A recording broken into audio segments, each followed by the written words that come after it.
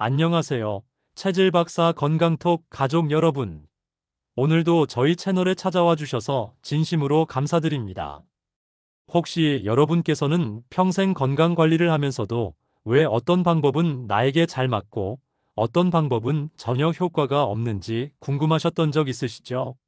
똑같은 음식을 먹어도 누구는 살이 찌고 누구는 살이 빠지고 똑같은 운동을 해도 결과가 전혀 다르게 나타나는 이유가 뭘까요?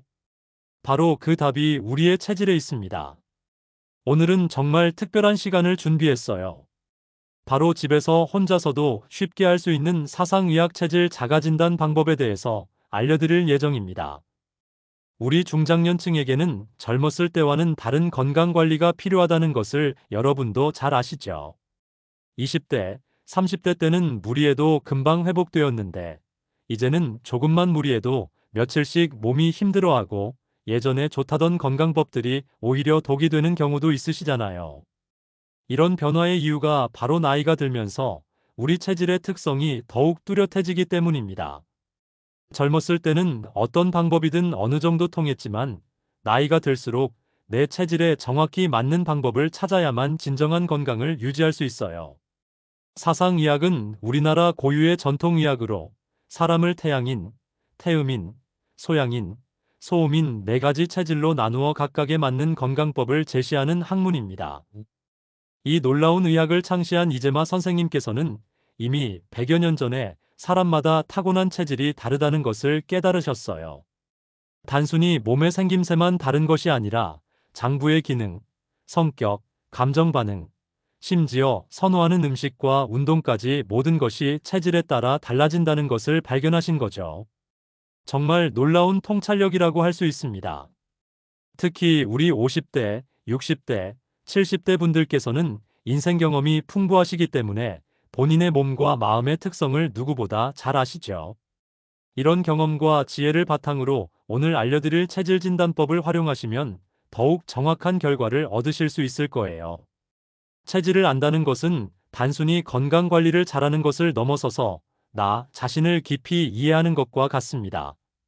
왜 나는 이런 성격을 가졌는지, 왜 특정 상황에서 이런 반응을 보이는지, 왜 어떤 음식은 좋아하고 어떤 음식은 싫어하는지, 이 모든 것들이 체질과 연결되어 있거든요.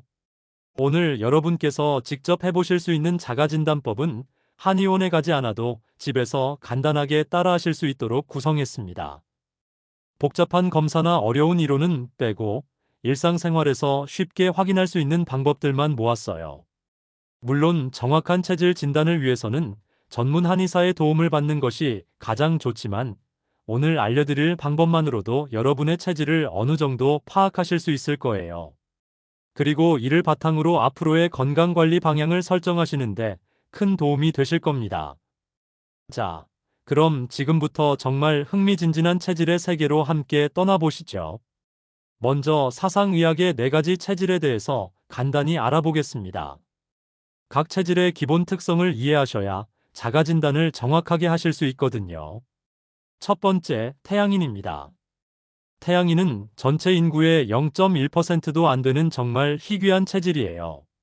목덜미가 발달하고 어깨가 넓으며 의협심이 강하고 진취적인 성격을 가지고 있습니다. 하지만 워낙 드문 체질이라서 오늘은 실질적으로 많은 분들이 해당하는 나머지 세 체질에 집중해서 말씀드릴게요. 두 번째, 태음인입니다. 우리나라 사람의 약 50% 정도가 태음인에 해당해요. 체격이 크고 골격이 굵으며 특히 허리 부분이 발달한 특징이 있습니다. 성격적으로는 차분하고 신중하며 한 번 시작한 일을 끝까지 해내는 끈기가 있어요. 다만 움직이기를 싫어하고 게으른 면이 있어서 비만이 되기 쉬운 체질이기도 합니다. 태음인은 폐 기능이 약하고 간 기능이 발달한 특징이 있어요. 그래서 순환기 계통의 질환, 특히 고혈압, 당뇨병, 고지혈증 같은 성인병에 걸리기 쉽습니다. 반대로 간 기능이 좋기 때문에 음주에 강한 편이고 해독 작용도 잘 되는 편이에요. 세 번째, 소양인입니다. 전체 인구의 약 30% 정도를 차지해요. 체격은 중간 정도이고 특히 가슴 부위가 발달한 특징이 있습니다. 성격이 급하고 활동적이며 외향적이고 사교적인 면이 강해요. 감정 표현이 솔직하고 직선적이어서 때로는 성급한 판단을 하기도 합니다. 소양인은 신장 기능이 약하고 비장 기능이 발달한 특징이 있어요. 그래서 소화는 잘 되는 편이지만 하체가 약하고 비뇨기 계통에 문제가 생기기 쉽습니다. 특히 스트레스를 많이 받으면 신장에 부담이 가서 부종이나 요통 같은 증상이 나타나기 쉬워요. 네 번째, 소음인입니다. 전체 인구의 약 20% 정도를 차지하는 체질이에요. 체격이 작고 섬세하며 특히 엉덩이 부분이 발달한 특징이 있습니다. 성격이 내성적이고 신중하며 감정이 풍부하고 섬세해요. 완벽주의 성향이 있어서 스스로를 혹독하게 다그치는 경우도 많습니다. 소음인은 비장 기능이 약하고 신장 기능이 발달한 특징이 있어요. 그래서 소화 기능이 약해서 조금만 찬 것을 먹어도 배탈이 나거나 설사를 하기 쉽습니다. 반면 신장 기능이 좋아서 수분 대사는 원활한 편이에요. 이제 본격적인 자가진단 체크리스트를 시작해 보겠습니다. 각 항목마다 본인에게 가장 맞는 답을 선택해 보세요. 정확한 진단을 위해서는 솔직하게 답변하시는 것이 중요해요. 첫 번째 체크 포인트는 체형과 외모입니다. A. 체격이 크고 골격이 굵다. 어깨와 허리 부분이 발달했다. 살이 잘 찐다. B. 체격이 중간 정도이고 균형이 잡혀 있다. 가슴 부위가 발달했다. C. 체격이 작고 섬세하다. 엉덩이와 하체가 발달했다. 살이 잘 안 찐다. 두 번째는 성격과 기질입니다. A.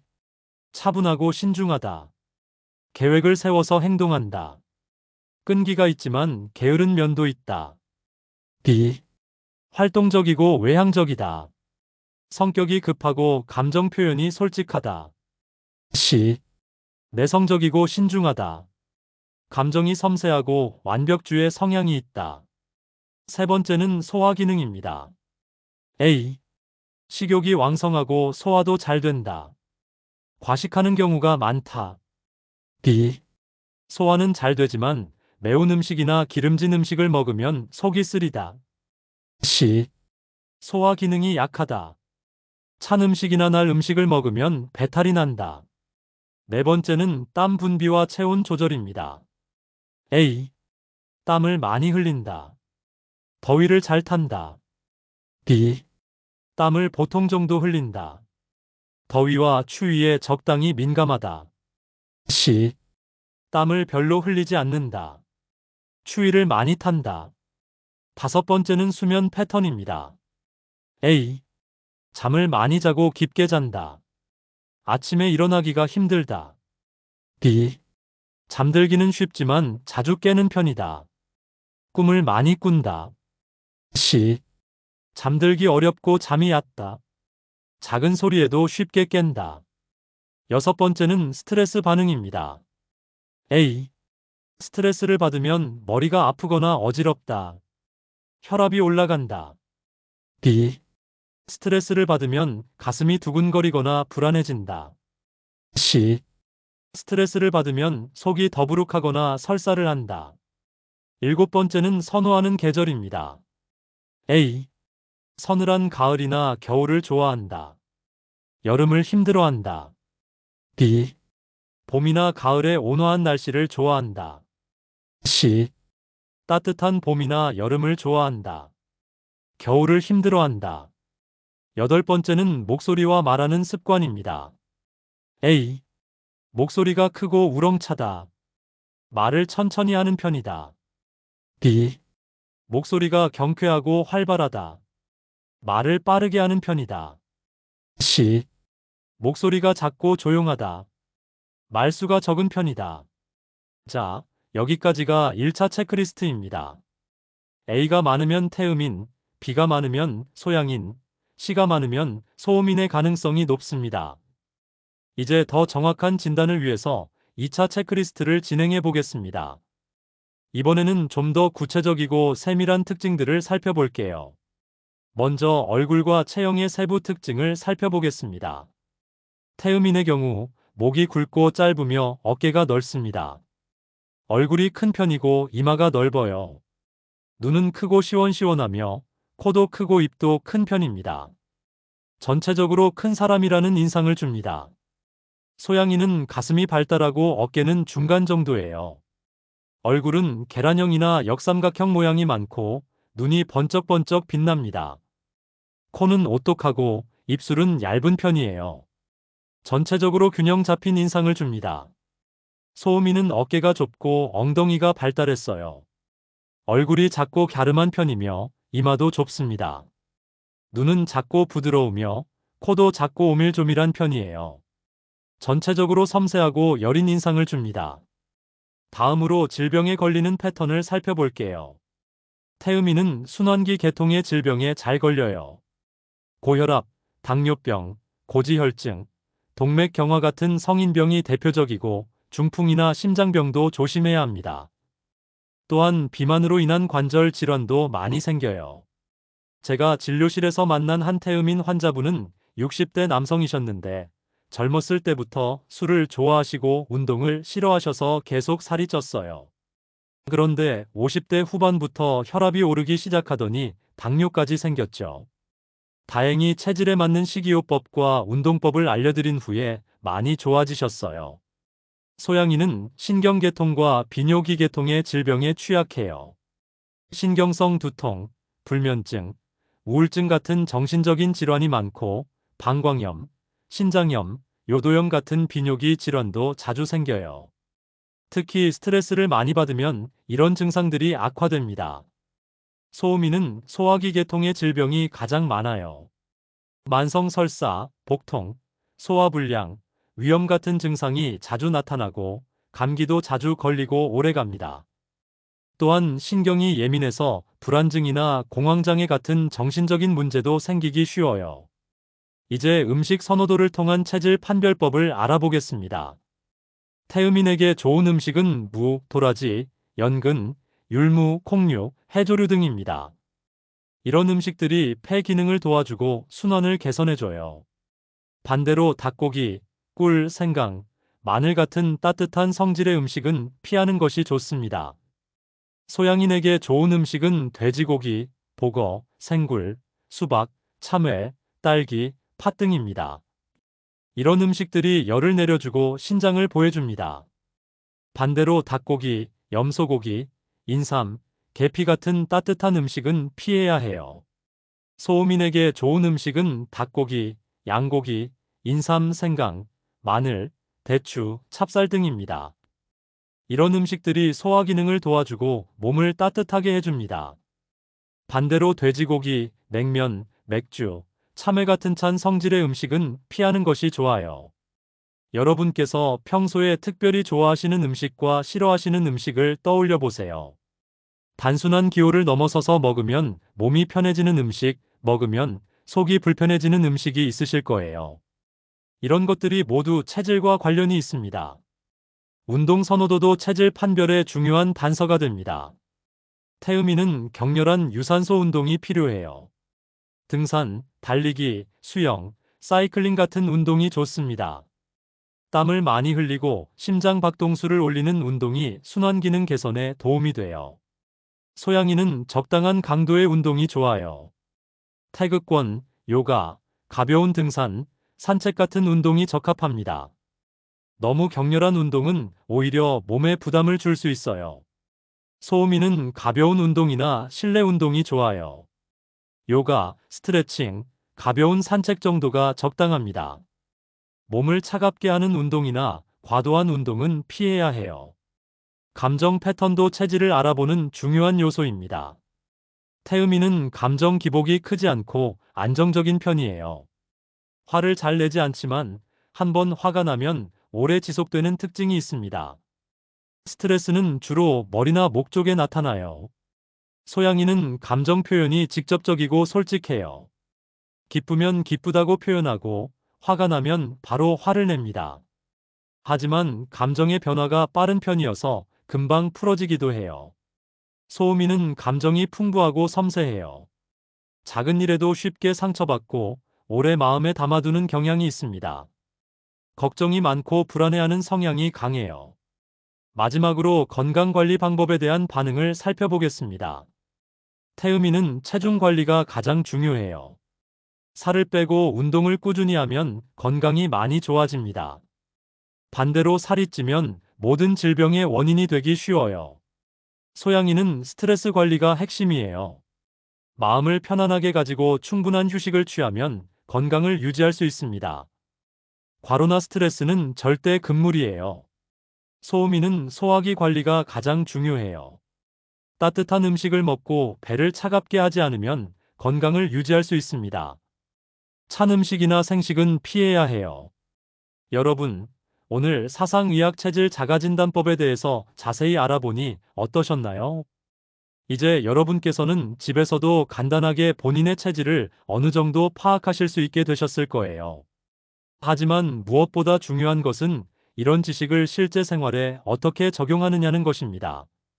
체질을 안다는 것은 단순히 지적 호기심을 충족시키는 것이 아니라 나 자신을 더 깊이 이해하고 더 건강하게 살아가기 위한 나침반을 얻는 것과 같습니다. 특히 우리 중장년층에게는 이런 체질 맞춤형 건강관리가 더욱 절실해요. 젊었을 때는 어떤 방법이든 어느 정도 효과가 있었지만 나이가 들수록 내 체질에 맞지 않는 방법들은 오히려 독이 될 수 있거든요. 예를 들어서 태음인이 소음인의 건강법을 따라 한다면 오히려 건강이 악화될 수 있어요. 오늘 알려드린 자가진단법으로 여러분의 체질을 어느 정도 파악하셨다면 이제부터는 그 체질에 맞는 생활 습관을 실천해 보세요. 음식부터 시작하시는 것이 가장 쉽고 효과적인 방법입니다. 태음인이시라면 무, 도라지, 율무 같은 음식을 자주 드시고 닭고기나 꿀은 피해 보세요. 그리고 꾸준한 운동으로 체중 관리를 하시는 것이 중요해요. 소양인이시라면 돼지고기, 보거, 수박 같은 시원한 성질의 음식을 드시고 인삼이나 계피 같은 따뜻한 음식은 피해 보세요. 무엇보다 스트레스 관리가 중요하니까 마음을 편안하게 가지시길 바라요. 소음인이시라면 닭고기, 인삼, 생강 같은 따뜻한 음식을 드시고 돼지고기나 냉면 같은 찬 음식은 피해 보세요. 그리고 배를 항상 따뜻하게 하시는 것이 중요해요. 하지만 여기서 꼭 말씀드리고 싶은 것은 오늘 알려드린 방법은 어디까지나 참고용이라는 점입니다.